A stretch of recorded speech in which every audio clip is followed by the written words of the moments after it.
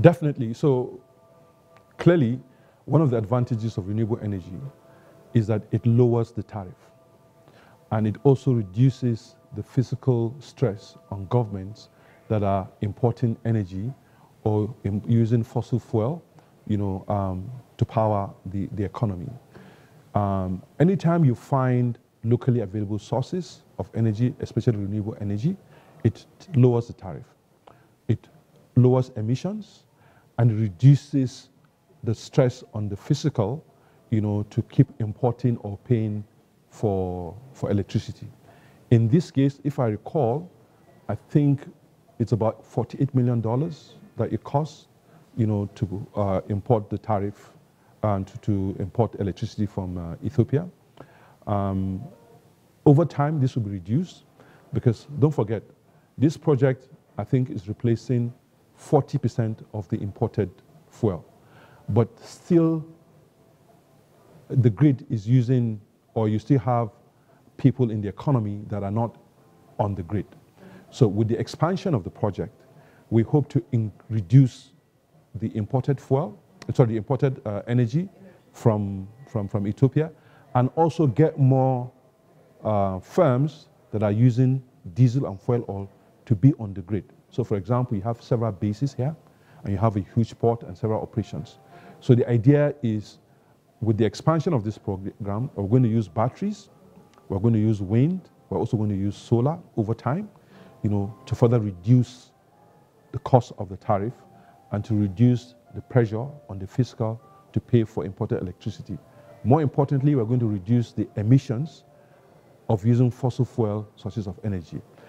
And like I mentioned, we hope to use the renewable energy source here to make green fuel or provide green energy for firms to come here, set up green energy sources for the ships that ply this route.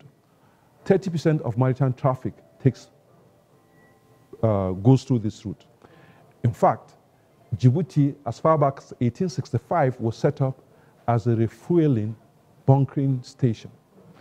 So we hope that we can go back to that using green fuels. And these green fuels would, of course, reduce the emissions from global shipping. So significant. I mean, there's several things. The first thing is AFC has focused on de-risking opportunities for infrastructure. And what does that mean? It means that while there's a need for things to be built, it can't just be built because it's not a project. And the emphasis has always been that there are no projects or there are no bankable projects in Africa. So AFC's value has always been working with sponsors and governments, spending our capital to de-risk the opportunity and make it bankable. So for example, in this case, we spend the initial capital, to make the case, to have the power purchase agreement executed, to have the obligations of the government under the power purchase agreement backed by a government guarantee, and to have that government guarantee further, insured for political risk by the World Bank's Multilateral Investment Guarantee Agency. So this whole process of reducing the risk of a project is the key role AFC plays. And while this amount is typically modest, but without that initial capital, nothing gets done. So our real value and how we encourage other Africans to look at it is that we must always take the first step and demonstrate that there is a path forward, and then people can come along us. So we are focused on taking those first steps, and we have built a coalition of willing partners, like the FMO, climate finance managers, on this project, and then several others, like the African Development Bank, our Trade Development Bank, and DEG, FMO, African Export-Import Bank, and just several other partners that we typically work with, as we go along. But we always take that first step to prove the case, encouraging the government to invest alongside us, or encouraging the sponsors to work alongside us. And then we would, of course, have a case that people can come back. So very good question. Typically, there is no return without risk. And what we do is we manage the risks to assure the returns. And we do that by our conviction that Africa needs to develop. and that Africa wants development. And Africa has the ingredients for development to take place. It's just that we're starting late in the day, but we have several examples of how it's been done before. We have a team of dedicated professionals that understand how to get it done.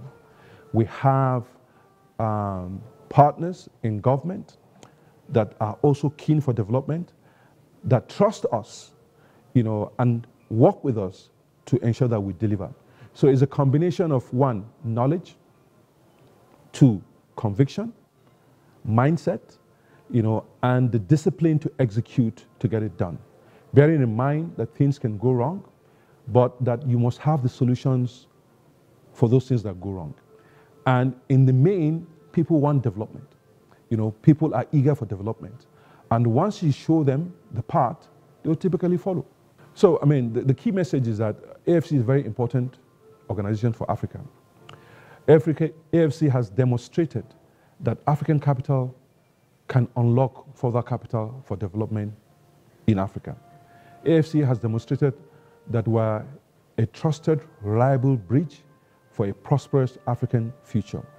AFC has demonstrated that it has several projects that it has done very well, and it can do so much more. So we're calling on partners, especially Africans, to commit more African capital, to develop our continent. We're also calling on partners from the global south and the global north to work with AFC to accelerate development impact on the continent.